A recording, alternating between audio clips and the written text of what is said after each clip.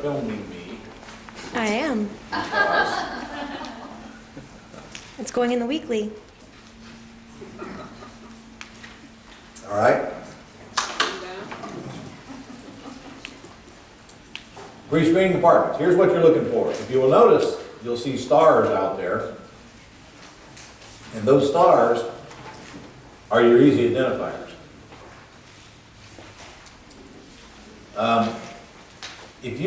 Anytime you're looking at an apartment complex, you'll immediately know the vacancy. You don't even have to ask. It's almost always published in whatever you're looking at. I mean, you pull up the information sheet.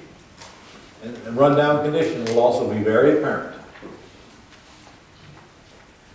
In fact, anytime you see one 50, 60% vacant, you know it's in rundown condition. It's a given. Also, if they advertise a high cap rate, that means that there's a lot of room for turning it around, and a low asking price per unit. In other words, if you've done a little bit of work in your marketplace, let's say you're here in Jacksonville, and you know that in the section of town you're in, apartments are selling on an average for $25,000 a door, and you see one advertised for $10,000 a door, it ought to bring your attention to it. But there are other motivating factors. If the property is in foreclosure, that kind of helps. And if it's got distressed owners, especially if you've got owners that are in a war with each other, that helps. If it's got a large debt and a small equity, that attracts me. Why? Somebody tell me why that would attract me. Yeah, because that's probably an easy take over the debt deal without having to raise much capital if I can fix what's broke. I'll show you an example of one we were going to do that with. Or if the seller's willing to own or finance, that helps. That makes it very easy for me to create terms. And or if you see an apartment complex that you think the rents are about averaging $600, their average rent's $450, then you see opportunity there. You've got somebody that doesn't raise the rents, doesn't manage it well, is well below market, and doesn't want to raise the rents because they're afraid that the tenant will move out. If I buy an apartment complex that the rents are too low and they all need to be raised and it probably needs work on it, many owners would go in there under the philosophy, well, I'm going to go ahead and leave the people in it, and do the work a little at a time, and get it renovated, and put new people in there, leaving the old people in there, and slowly bring it back up to stabilization. Well, that's not what I do. I don't like the Obama plan, putting off the inevitable. I want to go in there and get it over with. First thing I want to do is go in there and give notice to everybody in the building. We bought the property, we're going to renovate it, and your rent goes from $450 to $600 starting next month. Let us know if you're going to stay. Hoping that they would move. Because inevitably, that's what's going to happen anyway. When you go in there and clean it up and raise the rents, might as well make it easy for them to make the decision without anybody getting their feelings hurt. It also cleans out all the drugs. Yes, sir. What if they got locked in leases like 6 months left and still? If they have locked-in leases, obviously I can't raise the rent until their leases expire, so I'll just tell them when your lease expires, the rent's going off the plan. You're not going to find an apartment complex with leases more than a year, and many of them don't even have that. It is very difficult, if not impossible, in your mid to lower apartment complexes out there today to get tenants to sign long-term leases because there's so much competition. They'll go where they don't have to. So you have to adapt with the situation around you, whether they like it or not. What you do not want to buy, and what you can easily avoid and immediately spot as suspects, not prospects, are pretty properties that are fully occupied. And the seller will probably want retail price if that's the case. Any property where the seller's asking price is in la-la land. And guys, they're not going to be hard to find. because they will buy a property, they will fix what's broke, it's cash flowing, there's no big need to sell, so they throw it on the market at retail price and hope some greater fool will come along and buy it. And guess what? They generally do. Sometimes they're foreign greater fools wanting to get into American soil. Sometimes there are people that buy them just for the small cash flow rate of return. Sometimes it's people who buy them for weird strange reasons that are unexplainable. But there's always a greater fool. So if I put my property out there and I don't have to sell it, I'm under no pressure, why not go for the greater fool?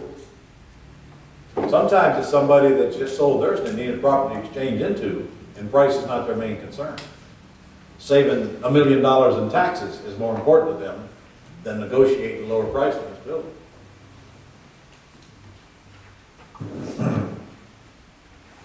They put the property out there suspecting that it's not going to sell. And the marketplace is full of those. And sellers who want all cash for more than you can raise. There's no sense in looking at properties. Anytime a seller wants all cash for a property and that's all they're going to take, and if you don't want to pay all cash, don't talk to me. The only time that I would talk to them or even be interested in moving forward is if their all cash price is so deeply discounted it's hard to refuse. And I'll show you a few of those that we bought as well. It's like houses. If I'm going to pay a cash, I'm going to get a deal. Or I got no reason to buy it. All right, pre-screening office buildings, retail centers, and pretty much other income-producing properties outside of apartments. Kind of the same thing. I want a large vacancy, if that's an instant trigger. To be honest with you, it's better, you will have an easier time raising money on income-producing projects that have some income already, rather than those that are totally vacant. However, you will pay more for those projects as well than those that are totally vacant. In my opinion, which is not shared by lenders, the best deals are the ones that are totally vacant. However, in order to make those deals work, you've only got two extra strategies. One, you've got to be able to raise the money yourself to get it bought and at least partially turned around. Or you've got to find somebody who buys totally vacant properties to flip it to. But the good news is, if it's totally vacant, that's not going to be very much money you have to raise to buy it anyway, to take control of it, because the price is going to be so cheap that it shouldn't be that difficult to raise if you can raise the capital.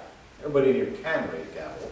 Most of you won't, but some of you are in a prime position to where you can raise. Look, I'll tell you this for sure. You find the deal, the money will come. We're going to talk about how to package it, how to present it, and all that.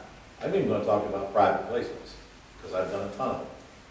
But the deal is the thing you got to put together.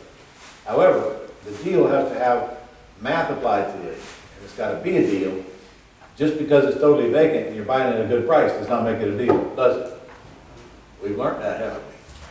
So, in order to buy this property and raise capital to close on it, we have to have all the numbers in place. We have to know the projected value, what it's going to cost to fix it, what it's worth after we fix it, and have all that ready to go. If all of that is ready to go and it still makes sense, then we move forward. So, large vacancy, to many, means 25-30% vacancy. To me, I'd like to have it more like 25% occupied.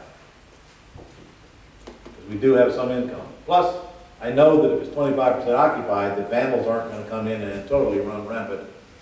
You know, at least there might be somebody in one of the units to call the police. Rundown condition, of course, same thing. A low asking price per square foot. When you're looking at apartments, you're not looking at price per square foot. When you're looking at office buildings, Retail centers, you're looking at price per square foot. So if I know that office buildings are selling for $60 a square foot, give or take, and I find one coming on the market for $15 a square foot, that tells me I probably ought to find out why, pull it up, and move it along. You will have no problem finding office buildings. Cheap, cheap, cheap. Cheap. And it kind of amazes me that how little common sense is applied to these things. I'll give you an example. If an office building will rent for $12 a square foot, open market, and I can buy that building for $15 to $20 a foot, so I automatically know I don't have to have $12 a foot to make it work. The answer is yeah. So if I bought a building like that, I'd say to myself, well, gosh, I know I can rent it for $6, $7, $8 a foot, because I'll kill all my competition. So if I know I can rent it for $6 or $7 or $8 a foot till the market turns around, and still come out ahead, then why wouldn't I buy it? But that's not the way most people would look at it. They would look at it, can I rent it for $12 a foot? And if the answer is, oh, there's a lot of competition out there, it would be tough, well, okay, I don't mess with it. Yes? When we're pricing it by square foot, are we looking at what's under there, like residential, or is it just the main open areas, not bathrooms and things like No, that? that's not what we're looking at to buy it. Some buildings you will buy, obviously there's parts of it you cannot rent. But still, there's going to be a price per square foot for the whole building. And that's what you're going to be comparing to the other parts of the marketplace. Let's take my office building, for example. There's 13,500 square feet in it. There's only about 12,000 of that you could collect rent for. But when that building goes on the market, it's going to go on the market based on 13,500 square foot on a per square foot price. When you rent it, you still only got 12,000 you can rent. In fact, I've got my building listed right now on a sale leaseback. What does that mean? It means I've got it listed for 1.6 million. If somebody wants to buy it and pay 1.6, I'm going to lease it back from them and pay a market rent for some period of time.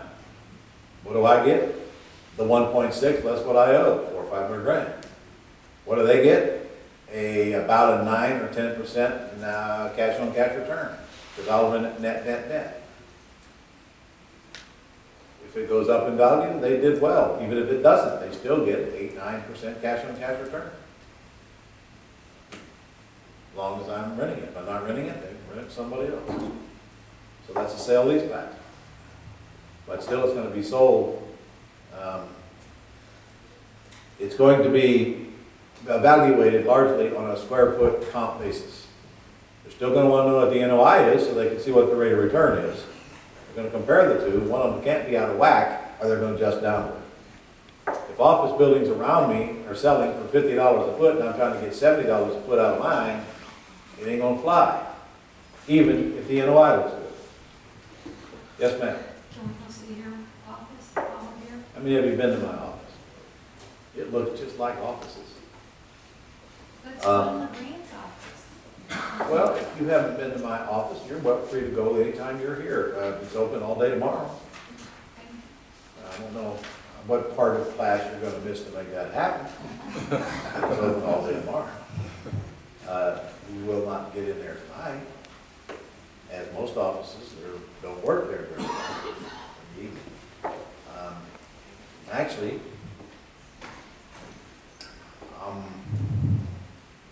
when I do business management here in November, we're going to take a tour of the office anyway. And you'll meet the staff and you'll see what happens behind our walls. And you'll meet, I'll have the principals here, and they'll show you what they do to run that business that equates to what you do to run your business. All right? All right, what to avoid? Same thing. Pretty properties, well-performing, asking retail price. Simple, simple. All right, next page, mobile home parks. Prescreening mobile home parks. Totally different set of rules to prescreen. Find a mobile home park with a bunch of junky mobile homes on it. Usually that's a good sign you can work out a deal. In fact, I've made many offers of mobile home parks where I say, I just want the park, you can have all the trailers as part of my purchase price. They're all yours, but they gotta be off the property before some blank period of time. That is if they own it. Sell them, do whatever you want to do. I don't want the trailers, I just want the park. So reduce the price by blank and I'll buy it. You can have all the mobile homes. Now be careful when you're buying mobile home parks that have homes on them owned by other people. You don't just file an eviction notice and I'm out in 30 days. Some places around the country, you could be 9 months getting somebody off a park that has their own home there, which is a fair rule. I mean, you think about it. For them to move that mobile home from that location to another location, it could cost them $3,000 to $4,000. So what you were mentioning there, when you buy one with junky homes on it already, Owned by the owner. owned by the Yeah. Yeah. Would you ever consider giving them, X amount of money, say up $1,000 or $500 to help defray the cost of them having to move it? No. No? The owner is going to sell the trailers. Well, They're going to get paid for that, and probably the buyer is going to have to move it, not the If owner. they're owner occupied. Oh, if they're owner occupied? Yeah. You can do whatever you can negotiate with them. That depends on the law where you live and how tough it is to get them off. When you buy a mobile home park with junk trailers on it, owned by other people, you got to assume it's going to take you a year to turn that thing around. Because it could take several months just to force them off the property. And of course, if you can buy them out cheap, then that's the way you want to go, but case by case. What's your intention? What's your long-term? Well, my intention is very simple. No, my intention is very simple. Let's say I buy a mobile home park with 150 pads on it. I won't scrape that sucker. I won't get all the junk off of it. Period. Doll it up, landscape it, fix it up, have the blacktop paved again, which is nothing. Just have it sprayed with the black crap. Make it look like new. Put me a new sign out front. And if there's a building on it, usually is, just doll that up. I have a whole new park. I'm starting from scratch. Now I'll decide what the rents are from the very go, because if they were getting 200, now I might be able to get 350, and once I put that first 350 in there, I got comps for everybody else to use. And so I'll make my own rules based on what the market will allow me to do. And of course, based on what other mobile home parks around me are charging. So I'll turn a C-class mobile home park into an A-class mobile home park without that much money. But first I gotta buy it, control it, scrape it, get all the garbage out of there, and literally start from scratch. And I probably would not even try to put better quality trailers, people in there, until I got all the garbage out of there. Because as long as the garbage is there, the people with the nicer trailers aren't gonna come in. Are you doing this owner financing? I'm gonna do it owner financing, or I'm probably not gonna do it at all. Or I'm gonna buy it so cheap that I can't refuse it, and raise the money. With owner financing, you raise the money to do the repairs? What little repairs need to be done to rehab a mobile home park? There ain't much, huh? Would you condominiumize the spaces? I wouldn't condominiumize the spaces to turn it around and release it out, but that is always an alternative. That requires legal work is all. That requires a surveyor to come in and put a legal description on every single lot, and then an attorney to create docs to do that. But honestly, you better have a really good upside market to sell those lots off to those buyers for that to make sense. But that's something you can always do. Even when you rented the lots out to owner-occupied homes, there's nothing stopping you from still doing that same legal and surveying work anytime, even when their homes are on it, and then offer it to them first choice on the lot you're sitting on. And if you want, even owner financing. if Obama don't outlaw it. So your goal is cash flow when you sell it? My goal is to take a piece of land that is not producing much and turn it into a piece of land that's producing a lot. And anytime I create a sweetheart cash flow, I've got an easy sale for about anything. You create residual revenue on anything, and there's always somebody waiting to give you a check for that money. And again, I like mobile home parks because once they put that trailer there, you don't have to worry about paying the rent. In fact, I kind of hope they don't, because you got to lean on that trailer if they don't. And some of those trailers are free and clear. All right, so what am I looking for? Junky properties, mismanaged, seller financing offers, and a low price per pad. If mobile home pads are selling for $20,000 a pad, and I find a park where they're asking $8,000 a pad, it's probably, okay, let's take another look. You get this information from a realtor or how You do you? get this information right off of anybody that's offering this property for sale is gonna have this information. Or they're not gonna get very far offering it for sale.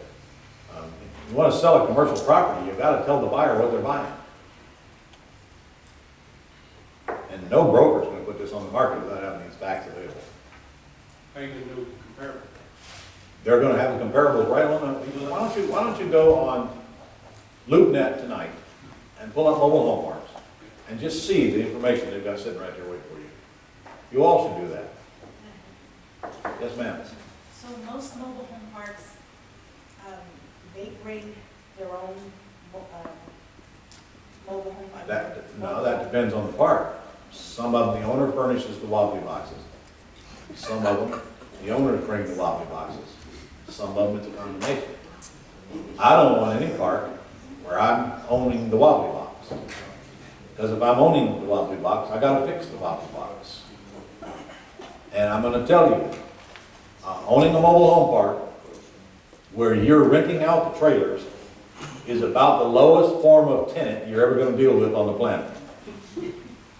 I'm telling you, that's worse than HUD rentals. That is the bottom of the barrel. Especially in the parks where they pay weekly. Now granted, it's a cash cow, and most of it will never get reported in most parks.